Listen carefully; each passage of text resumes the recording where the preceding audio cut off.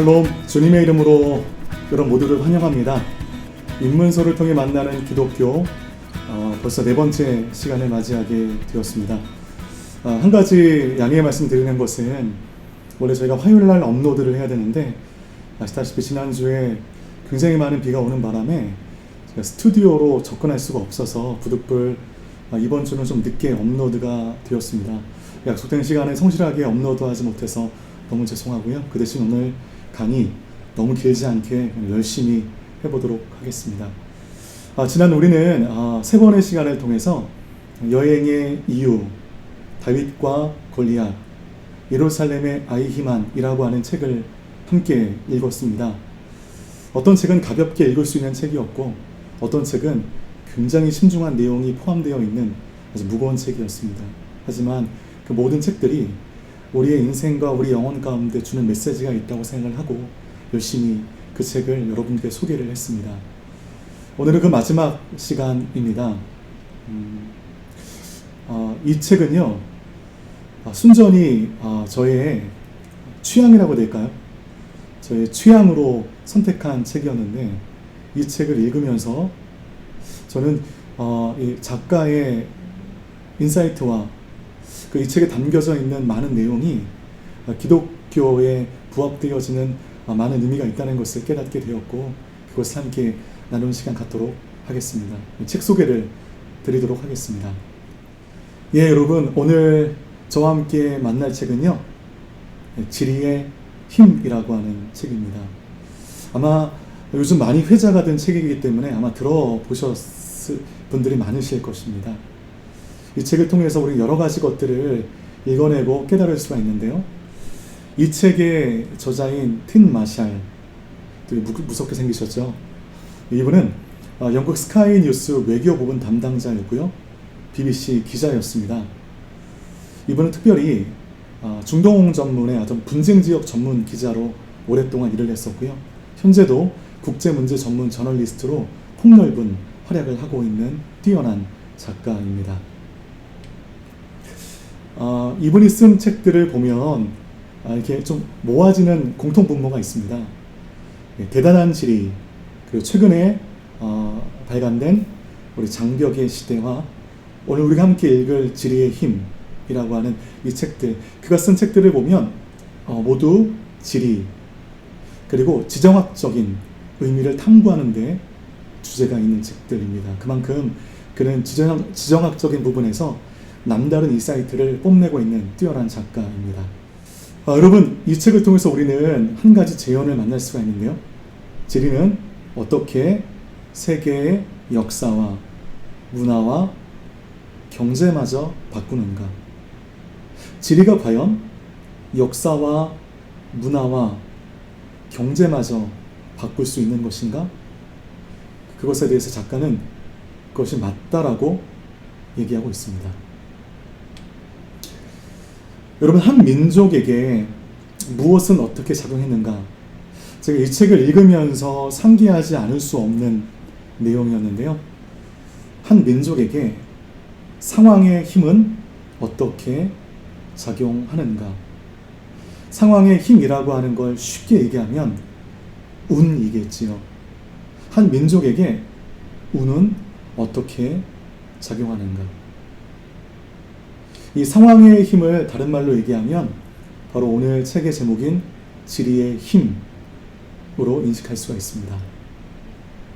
다시 말해서 지리로 인하여 민족의 운명이 결정된다는 것입니다. 주장이 너무 새롭고 너무 흥미 있어서 이 얇지 않은 책을 그냥 그 자리에서 다 읽었던 기억입니다. 이 지리의 힘은요, 전 세계 모든 지역을 다 아우르고 있습니다. 챕터를 보면 아시아에서부터 아프리카까지, 심지어는 북극까지 그 위치가 얘기하고 있는 지정학적인 유익들, 한계들, 여러 가지 것들을 팩트에 근거해서 얘기하고 있습니다. 이 짧은 시간에 모든 지역을 다 아우를 수가 없어가지고요. 특별히 이 책을 읽으면서 인상 깊었던 세 개 나라, 세 개 지역을 소개하도록 하겠습니다. 첫 번째는요, 중국입니다. 우리나라와 가장 맞닿아 있는 초강대국이죠. 2년 전 데이터로 보면 중국의 인구는 이미 15억이 넘었고, 아마 개수되지 않은 인구로 다 포함하면 적어도 한 18억은 될 거다 라고 하는 의견들이 분분하고 있습니다. 엄청난 크기의 영토와 어마어마하게 많은 사람들, 그 자체가 중국의 힘이라고 할 수 있죠. 여러분, 팀 마샬이 중국을 소개하면서 천연 요새라고 하는 말을 썼습니다. 되게 재밌는 말이었습니다. 중국은 천연 요새다.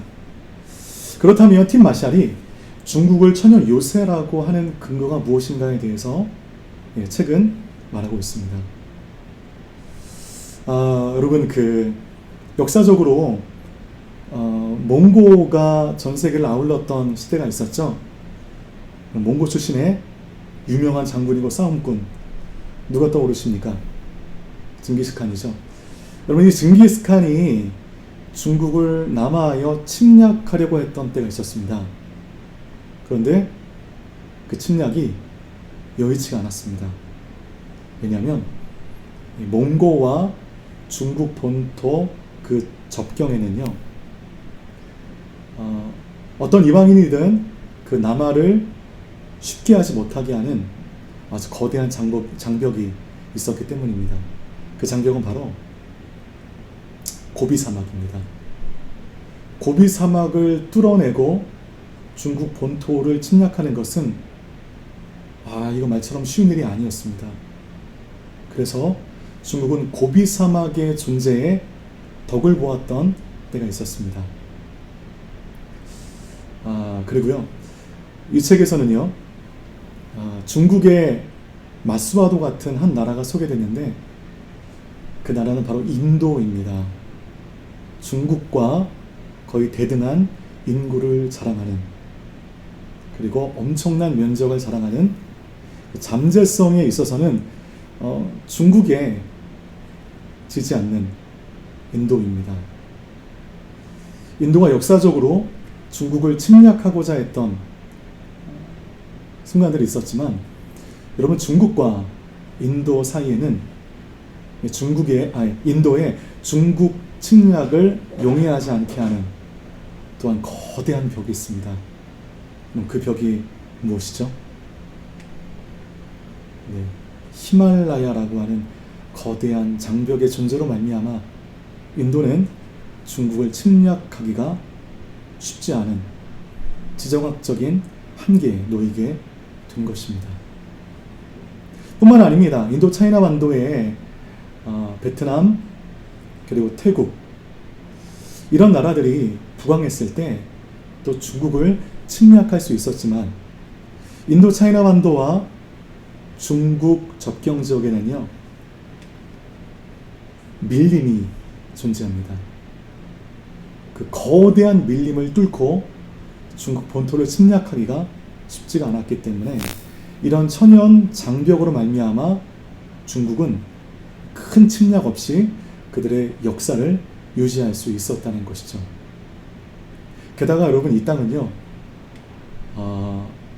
그 땅을 또 풍부하게 해줄 농사와 그리고 사람의 삶에 가장 중요한 그 수분을 공급해주는 거대한 강이 두 개가 존재하고 있습니다.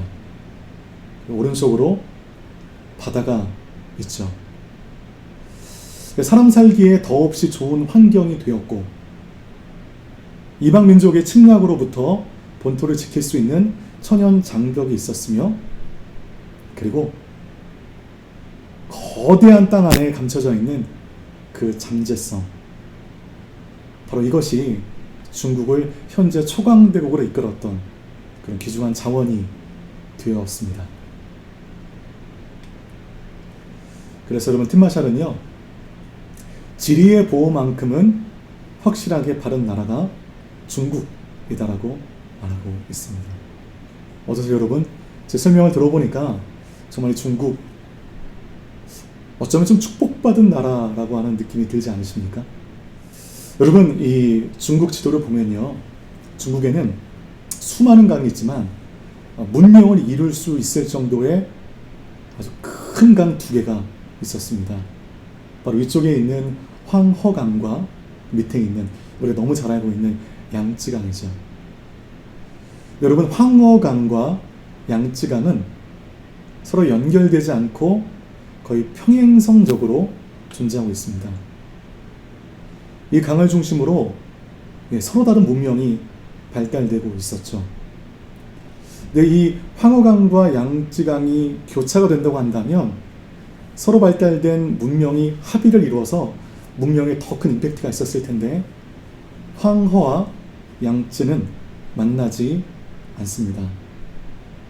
그래서 여러분, 6세기 수나라 양제가 정말 상상도 못했던 일을 실현에 옮기게 되는데요. 여러분, 항저우에서부터 베이징까지 어마어마한 노동력을 가지고 물길을 트게 됩니다. 중국 대단한 나라인 것 같아요. 여러분, 영화 안시성 보셨죠?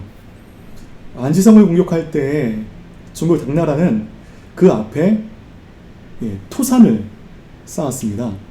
그 벽과 높이가 거의 같은 토산을 쓰는, 상상도 할 수 없는 굉장히 원시적이지만 정말 놀라운 일을 해냈던 그 영화의 한 장면이 기억이 나는데, 수나라 양제 이렇게 물길을 만들어서 황허와 양쯔강의 접점을 만들게 되는 이 놀라운 일을 또 해내게 됩니다.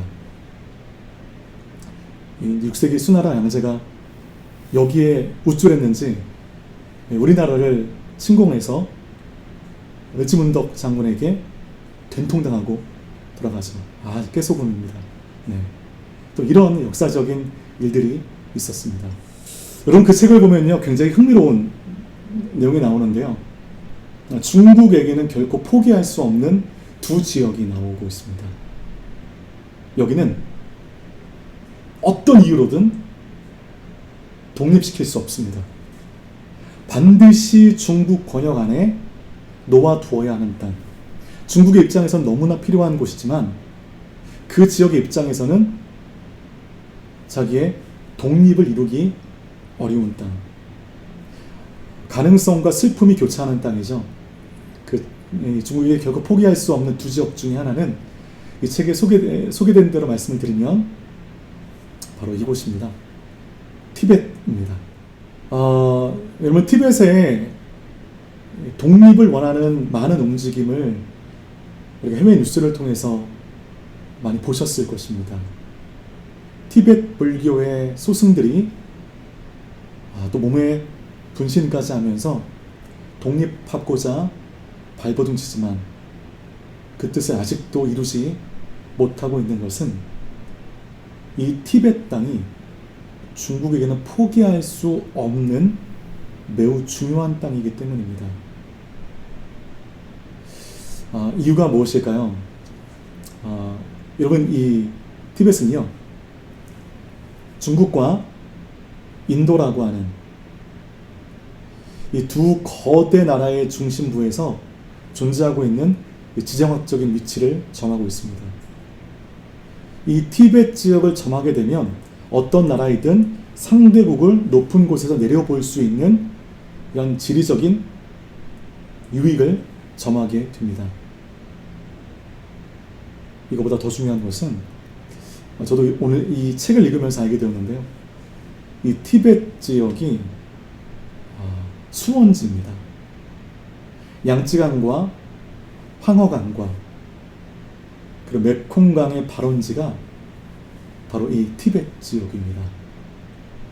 만약에 맞수인 인도가 이 티벳을 점령해서 물길을 다 막아버리게 되면 이 거대한 중국 본토는 물 부족으로 말미암아 엄청난 재앙을 겪을 수밖에 없기 때문인 것입니다. 중국이 이 티벳을 결코 포기하지 못하고 있는 것이고, 티베트 지역의 그 수많은 사람들의 독립 요구, 독립에 대한 열정에도 불구하고 그 땅의 독립은 여전히 어려워 보이는 이유인 것입니다. 그래서 여러분, 이 지리의 힘 책에서 이런 부분을 제가 한번 읽어드리겠습니다. 중국에게는 일종의 지정학적 공포가 있다. 만약 중국이 티베트를 통제하지 못하게 되면 언제고 인도가 나설 것이다. 인도가 티베트 고원의 통제권을 얻게 되면 중국의 심장부로 밀고 들어갈 수 있는 전초기지를 확보하는 셈이 되는데, 이는 곧 중국의 주요 강인 황허, 양쯔, 그리고 메콩강의 수원이 있는 티베트의 통제권을 얻는 거나 다름없다. 여러분, 이것을 가장 두려워하는 것입니다. 그 밑에 글이 참 슬픈 글인데요. 중국인들은 티베트 문제를 인권이라는 프리즘을 통해 보기보다는 지정학적 안보의 틀에서 본다. 설사 티베트에서 한족에 대항하는 봉기가 일어난다 해도 인구학과 지정학이 티베트 독립에 손을 들어주지 않는다. 참 티베트 입장에서는 슬픈 내용이 아닐 수 없습니다. 그 지역을 포기할 수 없는 문제가 여러 많은 정치적인 문제가 아닌 지정학적인 지리의 이유라고 하는 것입니다. 티베트 땅, 우리가 보기에는 되게 메마른 땅이고 가치가 없어 보이는 땅이지만 그 땅 안에는 무한한 지리의 힘이 담겨져 있다는 것이죠.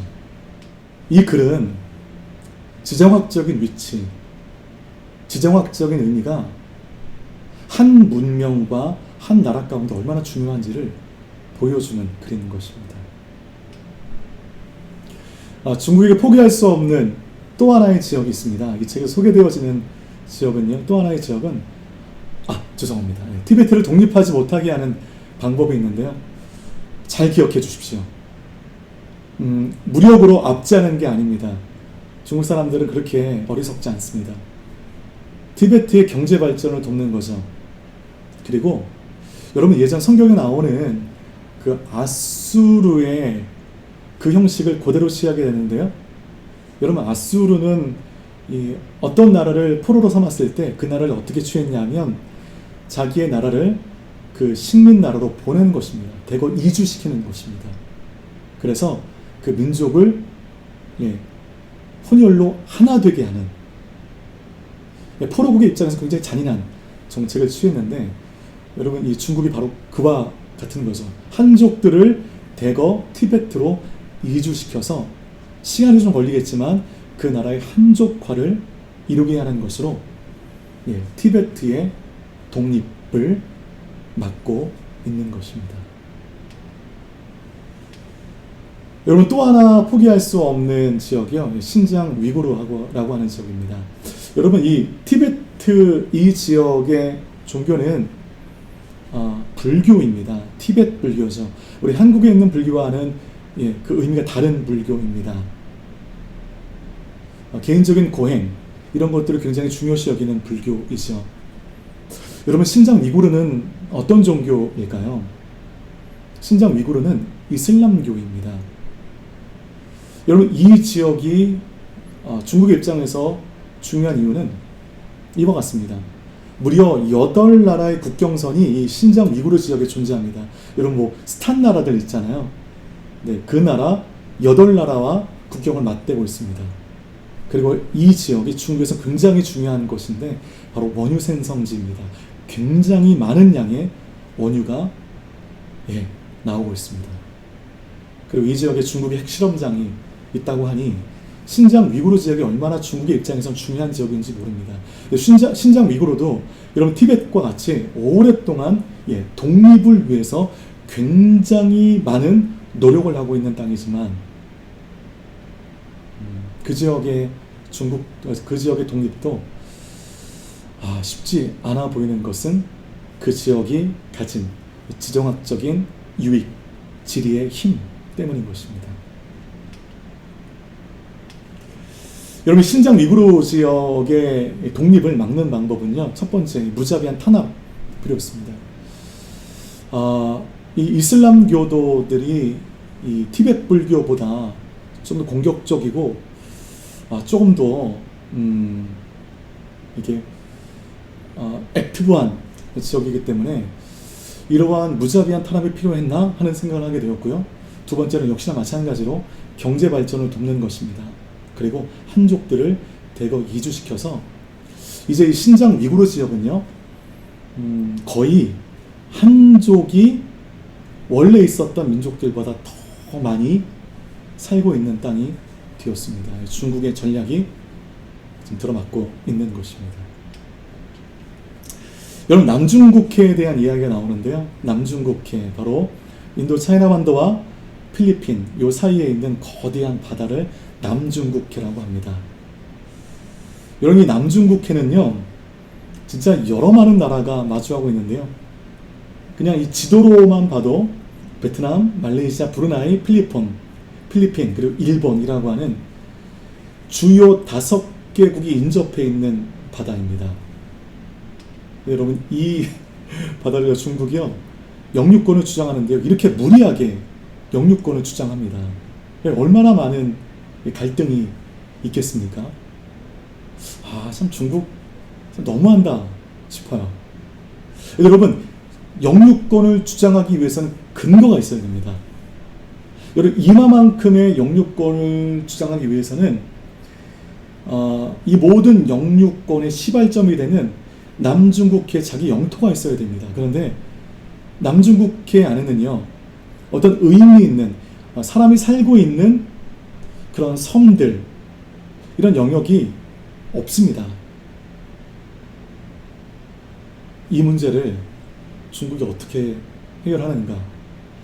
안지성 같은 높이의 토성을 쌓았던 중국, 황호와 양쯔강에 물길을 놓은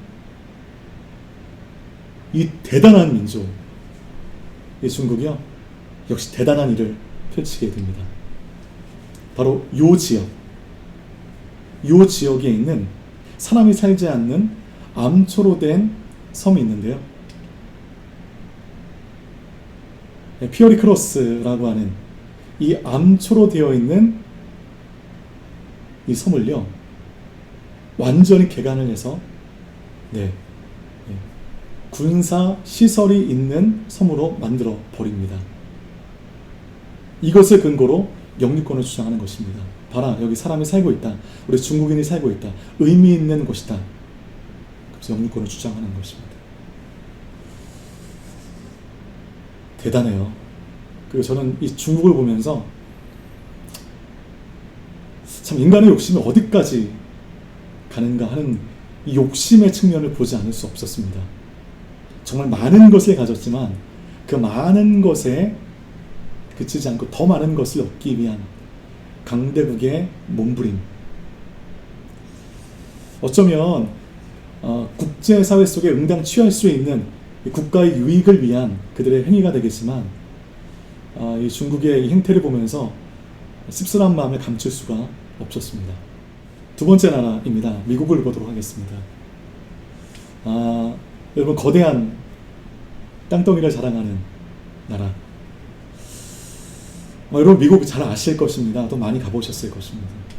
여러분, 이 독일 제상 비스마르크가 뭐라고 얘기했냐면요, 신은 미국에게만 특별한 섭리를 베푸신다.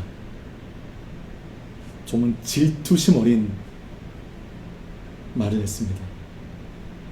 여러분, 이 한 구절이 보여주는 것이 있습니다. 지리적 축복과 전략적 영토 구입으로 세계 최강국이 되다. 선의 자연 환경을 받았습니다. 거기서 그치지 않았습니다. 전략적으로 중요한 순간에 좋은 타이밍에 결정적인 선택을 한 것이죠. 이것이 지금의 미국을 있게 한 지정학적인 유익이 되었다는 것입니다. 여러분, 이 지도를 보시면요, 영국에서 이제 미국의 시초들이 건너오게 되죠.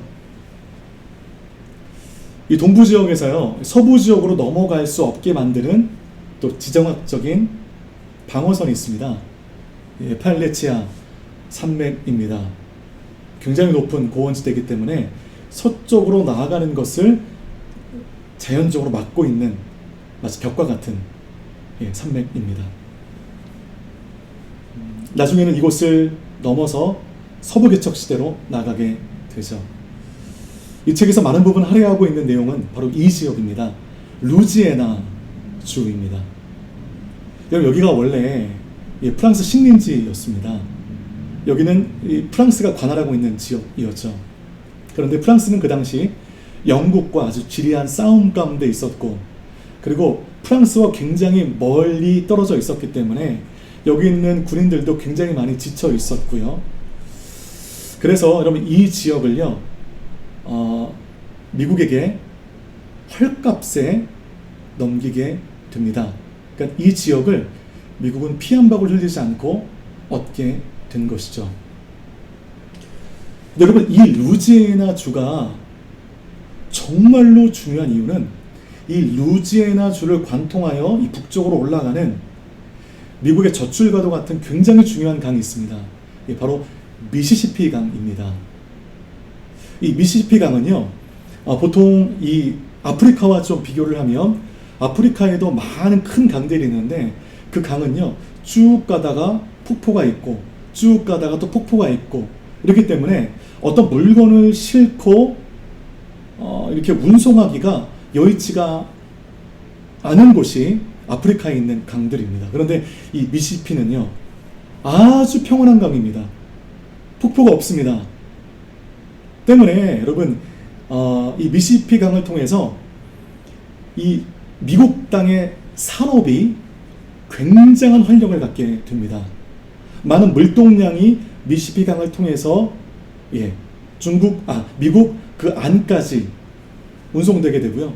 이를 기반으로 미국 전역이 고르게 발전할 수 있는 주춧돌이 되게 된 것입니다.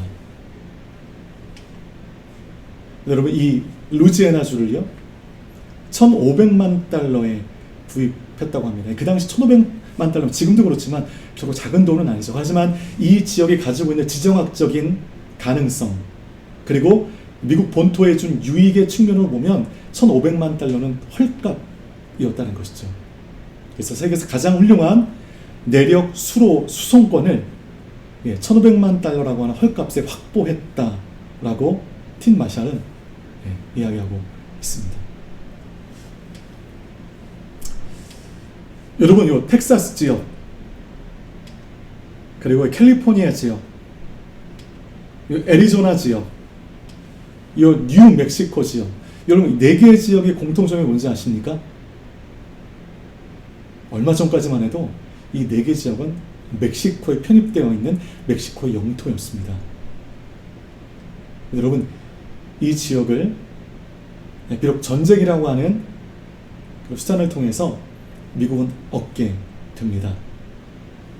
텍사스 지역이 먼저 독립을 선언하게 되었고, 이 텍사스가 미국에 편입되게 되죠. 미국과 텍사스가 함께 연합해서 이 멕시코와 전쟁을 벌이게 되고, 이 땅들을 다 미국 본토로 섭렵하게 됩니다. 바로 이 지역에서 원유가 나고 있고요. 이 지역에 천연자원의 무궁무진한 가능성을 발견되고 있는 미국에 있어서는 금싸라기와도 같은 땅이 되었습니다.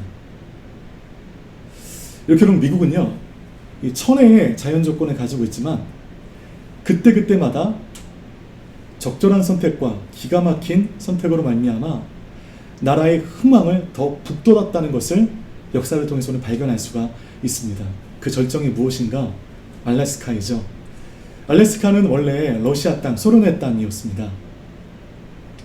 여러분 이 러시아를요 그 당시에 국무장관이었던 슈워드가 앞장서서 720만 달러의 이 알래스카 이 지역을 사들이게 되죠. 이럴 때 많은 국민들이 이 구입하는 이 일을 계기로 슈워드의 미친 짓이라고 폄하했습니다. 아니 이 얼음투성이에 이 땅을 무슨 720만 달러나 주고 사냐, 이건 정말 미친 짓이다. 근데 여러분 이 알래스카에서 뭐가 발견되죠? 어마어마한 금광이 발견되고 어마어마한 원유가 발견되어지게 됩니다. 이 알래스카는 미국의 축복이 되었습니다. 여러분, 이 비스마르크 재상이 한 그 말이 과장이 아니라는 것이 느껴지죠. 여러분, 또 하나 저는 이 인도 땅을 좀 보도록 하겠습니다. 중국과 맞서로 표현되고 있는 나라, 많은 인구와 넓은 면적의 가능성이 무궁무진한 이 나라. 여러분, 이 나라의 지도인데요. 이 지도를 보시면요, 1947년 6월 3일 날 무슨 일이 있게 되는가? 이 인도 땅을 통치하고 있던 영국이 여기서 철수하겠다고 선포해 버립니다. 그리고 정말 얼마 안 가서 이 땅의 모든 영국인들이 다 철수하게 됩니다. 군대도 철수하게 되고요. 모든 것이 철수하게 되는데, 문제는 영국이 이 인도 땅이 자활할 수 있는 모든 준비를 해놓지 않고 무책임하게 철수하게 된 것입니다. 이러다 보니까 이 지역이요, 종교를 중심으로 모이게 되는데, 이 본토, 인도 본토는 힌두 문화권의 사람들이 모이게 되고요. 그리고 저 서쪽에 있는 파키스탄에 무슬림들이 모이게 됩니다. 인도와 파키스탄 그 접경 지역에서 종교 간 아주 거대한 유혈 충돌이 있게 되고요. 많은 사상자를 발생함에 따라 인도와 파키스탄은 굉장한 적대 관계에 들어가게 됩니다. 네, 인도 본토는 힌두, 파키스탄과 여기가 파키스탄이 서파키스탄이고요. 이 방글라데시가 동파키스탄인데, 이 서파키스탄과 동파키스탄은 무슬림으로 말미암아 이루어진 땅이 됩니다. 그런데 자꾸 이 파키스탄이 어른 행세를 하니 이 방글라데시, 이 동파키스탄이 삐진 겁니다. 그리고 너무나 멀리 떨어져 있죠. 지정학적으로 동파키스탄과 서파키스탄은 너무나 멀리 떨어져 있습니다.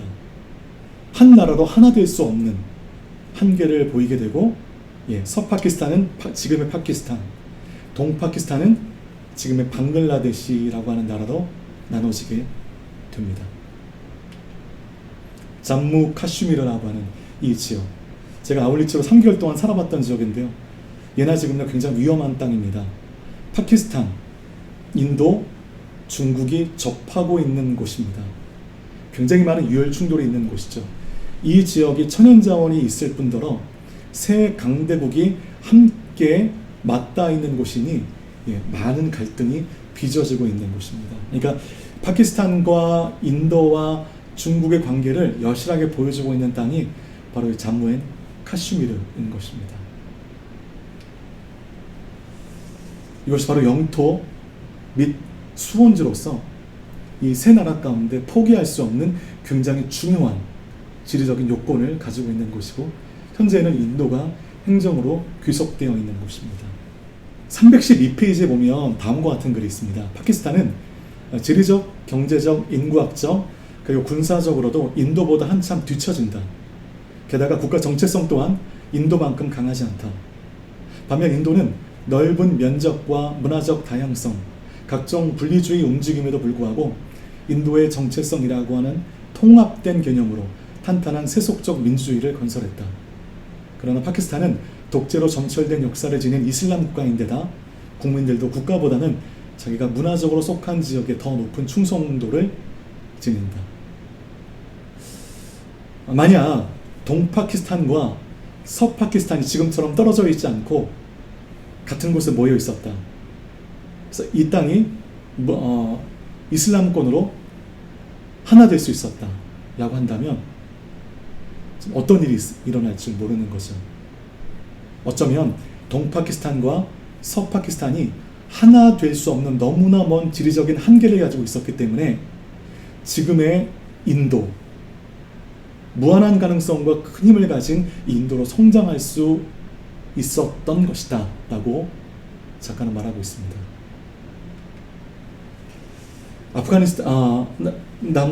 아프가니스탄과 맞닿아 있는 이 파키스탄을 보면요, 파키스탄은 5개의 민족들이 한 나라를 이루고 있는 것입니다.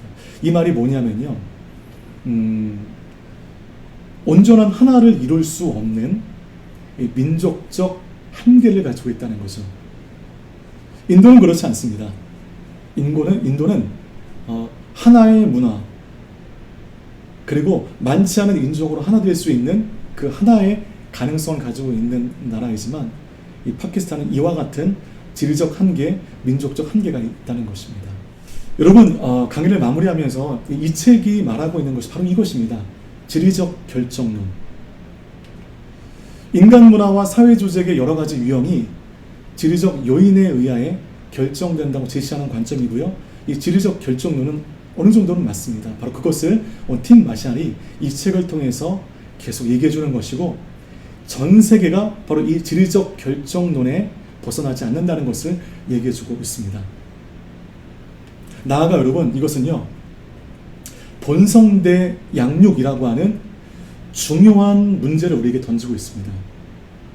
인간의 능력은 유전자와 같은 본성과 후천적인 양육 중에 어느 것에 영향이 큰지에 대한 논쟁은 역사적으로 계속 꾸준히 있어 왔습니다.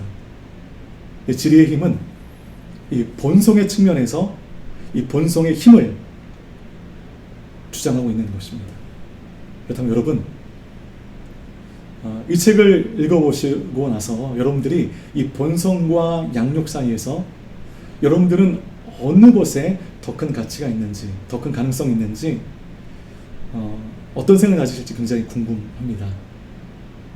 본성 대 양육, 어떤 것이 인간의 삶 가운데 더 중요한 것인가?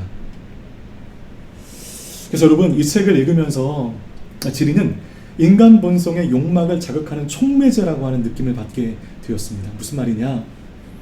불리한 지리, 불리한 지정학적인 위치를 가진 민족은요, 이 불리함을 상쇄하기 위하여 끊임없이 침략했습니다. 끊임없는 이기주의로 일관했습니다. 반대로 유리한 지리를 가진 민족은 그 유리한 지리, 유리한 지정학적 위치에 만족하며 그 자리에 있는가? 그렇지 않다는 거죠. 중국이 바로 이번에 대표가 됩니다. 그 유리함을 증폭시키기 위하여 끊임없이 침략했습니다. 끊임없이 더 많은 것을 갖기 위하여 국제사회에 갈등도 불사하면서 얼마나 이기적으로 행동하는지 모릅니다. 여러분, 지정학적 유익은 매우 중요하지만 저는 이 책을 읽으면서 그것이 정부가 아니라는 생각을 하게 되었습니다. 지리의 유리함을 극대화시키는 결정, 그 역사를 바꾸는 중요한 결정, 이 결정 가운데 옳은 결정을 했다고 한다면 이 지정학적 유리함이 극대화되는 것입니다. 하지만 잘못된 선택을 하게 되는 순간 이 모든 지정학적인 유익은 그 힘을 발휘하기 어렵다는 것이죠. 하나님께서는 저마다의 환경 가운데 우리를 태어나게 하셨습니다. 남들보다 나은 환경 가운데 태어나 여러분들의 열정과 가능성이 충분하게 서포트를 받으면서 커가시는 분들도 계실 것이지만, 태어나고 보니 남들보다 못한 환경 가운데 열정과 힘이 충만함에도 불구하고 받쳐줄 수 있는 상황이 너무나 열악해서 그 힘을 발휘하지 못하는, 이 책의 측면으로 보면 지정학적인 불리함을 가지고 태어난 사람이 우리 주위에 있습니다. 그럴 때 우리 그것에 대해서 원망하고 이것에 절망할 수 있습니다. 하지만 여러분, 지정학적인 유익은 중요하지만 절대적이지 않습니다. 이 모든 것을 뛰어넘을 수 있는 나의 인생의 역사의 중요한 전환점들마다 옳은 결정은 나의 한계를 뛰어넘을 수 있는 가능성을 주었고, 잘못된 판단은 나의 모든 가능성을 다 무너뜨리는 반작용으로 오게 된다는 것이죠.